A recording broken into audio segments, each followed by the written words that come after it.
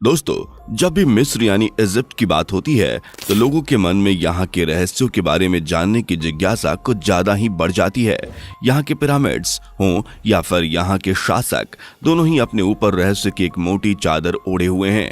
लेकिन दोस्तों, जब हम इजिप्ट के रहस्यों को बारीकी से खंगालने की कोशिश करते हैं तो हमें यहाँ कई प्राचीन रानियों के इतिहास के बारे में भी पता चलता है। इन्हीं प्राचीन रानियों में से एक रानी है अनक्सनामोल, जिनका इजिप्ट की सभ्यता में एक खास योगदान रहा। लेकिन आज ये रानी अपने कामों से कम और अपने नाजायज संबंधों की वजह से ज्यादा याद की जाती हैं। दोस्तों, इस रानी की रहस्यमयी शख्सियत से पर्दा उठाने से पहले आपसे रिक्वेस्ट है कि हमारे चैनल को सब्सक्राइब करके साथ वाले बेल आइकन को जरूर ऑन कर लें। तो चलिए शुरू करते हैं। दोस्तों, ये बात है प्राचीन समय की, जब मिस्र की सभ्यता अपने चरम पर थी। ये वो दौर था जब मिस्र की सभ्यता में तेजी से विकास हो रहा था। हर तरफ मिस्र के फराओं यानी कि राजाओं का बोलबाला था। इसी बीच मिस्र के उस दौर के जाने माने फराओ आखा नातान के घर एक लड़की का जन्म हुआ, जिसका नाम था अनक्सेनामोल। ये शाही परिवार अपनी ताकत, मिस्र के विकास, ममीज या फिर पिरामिड्स के लिए नहीं जाना जाता था, बल्कि ये शाही परिवार अपने कुछ अजीबो गरीब और घिनौने कामों के लिए जाना जाता था। अनक्सेनामोल के पिता आखानातन ने मिस्र में ये निर्देश जारी कर दिया कि वहां कोई भी किसी देवता की पूजा नहीं करेगा। आपको बता दें कि मिस्र के लोग बहुत धार्मिक हुआ करते थे, लेकिन अनक्सेनामोल के पिता आखानातन ने इस धार्मिकता पर रोक लगाते हुए कहा कि मिस्र में अब सिर्फ सूरज की ही पूजा की जाएगी। अगर किसी ने ये बात नहीं मानी तो उसकी सजा सिर्फ मौत होगी। इसको लेकर आखानातन कितना पागल था, इसका अंदाजा आप इसी बात से लगा सकते हैं कि पहले उसका नाम अमेनहोटेप हुआ करता था, लेकिन इजिप्ट का शासक बनने के बाद उसने अपना नाम आखानातन रख लिया था। इसके पीछे सिर्फ ये वजह थी कि प्राचीन मिस्र के लोग सूरज को आतन कहते थे और वो सूरज यानी आतन को अपना देवता मानता था। इसलिए उसने अपना नाम अमेनहोटेप से बदलकर आखानातन रख लिया। लेकिन दोस्तों, इसके अलावा आखानातन अपनी एक अलग निजी जिंदगी के लिए भी जाना जाता था। अब ये तो आप जानते ही हैं कि मिस्र के शासक अपनी अय्याशी और अपने रंगीन मिजाज के लिए पूरी दुनिया में बदनाम है। लेकिन आखानातन की कहानी ही कुछ और थी। बताया जाता है कि इतना अय्याश किस्म का इंसान था कि इसकी हवस से इसकी अपनी ही 3 सगी बेटियां नहीं बच पाईं। वैसे तो इसके कई बच्चे थे, लेकिन इसकी ये 3 बेटियां बेहद खूबसूरत थीं, जिसमें से इसकी पहली बेटी का नाम मेरी तातेन, दूसरी बेटी का नाम मेके तातेन और तीसरी बेटी का नाम अनक्सेनामोल था। हिस्टोरियंस का यह दावा है कि इसकी एक बेटी मेके तातेन की मौत तो खुद अपने बाप यानी आखानातन के बच्चों को जन्म देते हुए हुई थी, लेकिन आखानातन का सबसे ज्यादा लगाव उसकी सबसे छोटी बेटी अनक्सेनामोल के साथ था। लेकिन आखानातन की अय्याशी ज्यादा दिन तक नहीं चल पाई। कुछ दिन बाद उसकी मौत हो गई। आखानातन की मौत कैसे हुई और उसकी मौत के बाद उसके मृत शरीर के साथ क्या किया गया, ये कोई नहीं जानता। लेकिन कई हिस्टोरियंस कहते हैं कि आखानातन की मौत उसकी शारीरिक कमजोरी से 45 साल की उम्र में हुई थी। आखानातन की मौत के बाद मिस्र के लोग बहुत खुश हुए थे, क्योंकि उस दौर में इसे सबसे क्रूर और एक अय्याश शासक माना जाता था। हिस्टोरियंस तो ये भी लिखते हैं कि ये मिस्र का अब तक का सबसे बदनाम शासक था। आखानातन की मौत के बाद मिस्र की गद्दी पर उसका बेटा तूतनखामेन बैठा और गद्दी पर बैठते ही उसने अपनी ही बहन अनक्सेनामोल से शादी कर ली। जी हाँ दोस्तों, अगर आपने प्राचीन मिस्र के बारे में पढ़ा है तो आप ये जानते ही होंगे कि पुराने दौर में मिस्र के बहन भाई आपस में शादी होना एक आम बात हुआ करती थी। तूतनखामेन ने जब अपनी बहन अनक्सेनामोल से शादी की तो उसकी उम्र सिर्फ 9 साल थी, जबकि उसकी बहन अनक्सेनामोल की उम्र 17 साल थी। बताया जाता है कि इनका रिश्ता काफी अच्छा चला था और 4 सालों तक इन्होंने मिस्र की सभ्यता में काफी बदलाव किए। इन्होंने अपने पिता आखानातन के लगाए सभी धार्मिक प्रतिबंधों को हटा दिया था और मिस्र के लोगों को आजादी दे दी थी। देखते ही देखते शाही परिवार से मिस्र के लोगों की नाराजगी भी दूर होती चली गई। लेकिन वहीं 21 साल की हो चुकी अनक्सेनामोल अपने जीवन में बिल्कुल खुश नहीं थी। एक तरफ तो वो किशोर अवस्था में ही अपने ही पिता अखानातन की हवस की शिकार बनी, वहीं दूसरी तरफ उसे अपने छोटे भाई तूतन खामिन से शादी करनी पड़ी, जो उससे 7 साल छोटा था। शादी करने के बाद तूतन खामिन उसे वैवाहिक सुख दे पाने में पूरी तरह से नाकाम रहा। आपको बता दें कि तूतन खामिन का पिता अखानातन और उसकी मां किया भी आपस में सगे भाई बहन थे। प्राचीन मिस्र में अपनी हुकूमत को बचाने की खातिर शाही परिवार के सगे भाई बहन आपस में ही शादियां कर लिया करते थे।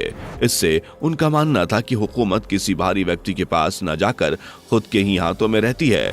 लेकिन इस प्रथा के चक्कर में वहां के शाही परिवार के अंदर फूट भी डलने लगी थी। इसका सबसे बड़ा उदाहरण अनकसेनामूल और तूतन खामुन का वैवाहिक रिश्ता था। एक तरफ जो इन दोनों ने 4 साल तक मिस्र में कई अच्छे काम किए, लेकिन वहीं दूसरी तरफ इनकी जिस्मानी संबंधों को लेकर इनमें मनमुटाव चलता रहता था। आपको बता दें कि तूतन खामुन एक बेहद ही कमजोर इंसान था, जो शारीरिक रूप से कुछ नहीं कर पाता था। नागुइब महफूज जैसे नोबेल पुरस्कार विजेता अपनी किताब में लिखते हैं कि अनकसेनामूल और तूतन खामुन की 2 बेटियां हुई, जो कि मरी हुई पैदा हुई थी। लेकिन इतिहासकार बताते हैं कि इसके पीछे तूतन खामिन की साजिश थी, क्योंकि ये 2 बेटियां उसकी नहीं बल्कि अनकसेनामूल और किसी गैर मर्द की नाजायज औलाद थी, जिनको पैदा होते ही तूतन खामिन ने एक साजिश में मरवा दिया था।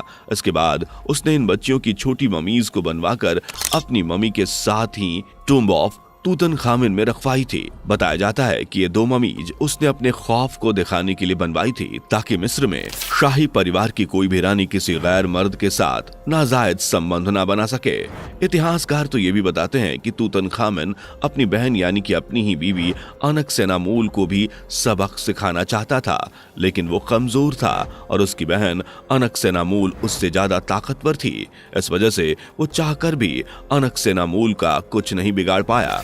अब वह समय आ चुका था जब तूतन खामिन शारीरिक रूप से कुछ ज्यादा ही कमजोर हो गया। हालांकि उस समय वो महज 18 साल का था, लेकिन उसका शरीर पूरी तरह से उसका साथ छोड़ चुका था और इसी दौरान उसकी रहस्यमयी तरीके से मौत हो जाती है। अब तूतन खामिन की मौत कैसे हुई, इसके बारे में किसी को ठीक से नहीं पता, लेकिन इतिहासकार कहते हैं कि तूतन खामिन की मौत रथ से कुचले जाने की वजह से हुई थी। वहीं कुछ लोग कहते हैं कि उसकी मौत टांग टूटने और अधिक कमजोरी की वजह से हुई थी। जबकि आज के साइंटिस्ट ने जब तूतन खामिन की मम्मी का स्कैन किया तो पता चला कि उसके सिर पर किसी भारी चीज से वार किया गया था, जिसके कारण उसकी मौत हुई। क्योंकि तूतन खामिन इनके सिर के अंदर टूटी हुई हड्डियां मिली हैं, जिससे आज के वैज्ञानिक कहते हैं कि उसकी मौत एक सोची समझी साजिश थी। 18 साल की उम्र में तूतन खामिन की मौत के बाद मिस्र की सल्तनत सिर्फ अनकसेनामूल के हाथों में थी, और ये वो दौर था जब मिस्र को एक ताकतवर बादशाह की तलाश थी। उस दौर के लोग भी ये सोच में थे कि मिस्र का अगला बादशाह कौन होगा। इसी दौरान एक नाम आगे आया और वो था आया।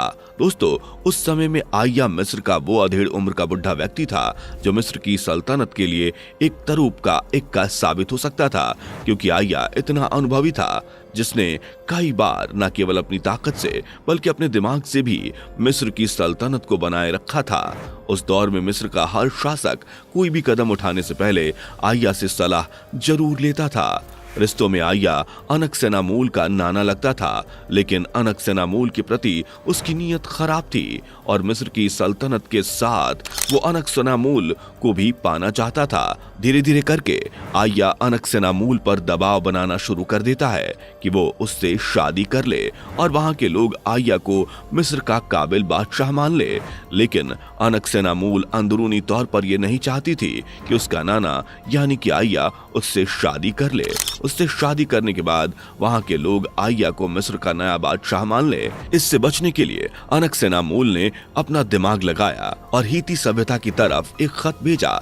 हीती उस दौर की वो सभ्यता थी जो अपने हथियारों की वजह से प्राचीन समय की सबसे ताकतवर सभ्यताओं में से एक मानी जाती थी। इस खत में अनकसेनामूल ने हीती सल्तनत के बादशाह को यह लिखा कि आप अपने बेटों में किसी भी एक बेटे की शादी मुझसे करवा दीजिए। इस तरह से मैं आया से बच जाऊंगी और आपका वारिस मिस्र की सल्तनत का नया बादशाह बन जाएगा। हीती सल्तनत के बादशाह ने यह खत पढ़ते ही अपने सबसे ताकतवर बेटे को मिस्र की तरफ रवाना कर दिया। लेकिन जैसे ही आया के कानों में खबर पहुंची तो उसने रास्ते में एक ऐसा जाल बिछाया जिससे हीती सल्तनत से आया वो राजकुमार मारा गया, जिसके बाद अनकसेनामूल को मजबूरी में अपने अधेड़ उम्र के नाना यानी कि अय्या से शादी करनी पड़ी।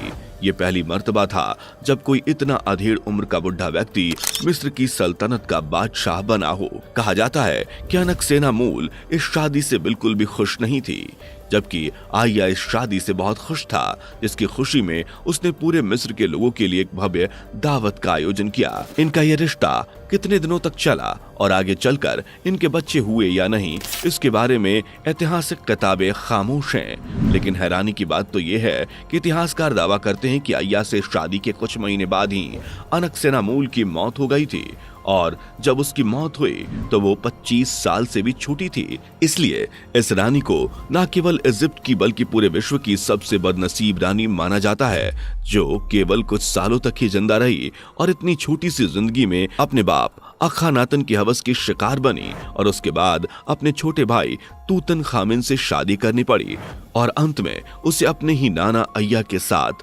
शादी के लिए मजबूर होना पड़ा। तो दोस्तों, आई होप अनकसेनामूल की ये अनटोल्ड स्टोरी आपको पसंद आई होगी। दोस्तों, आप इस वीडियो को लाइक करके अपने दोस्तों के साथ शेयर जरूर करेंगे और ऐसे ही और वीडियोस के लिए इस चैनल को सब्सक्राइब करके बेल नोटिफिकेशन को जरूर ऑन कर लेंगे। धन्यवाद।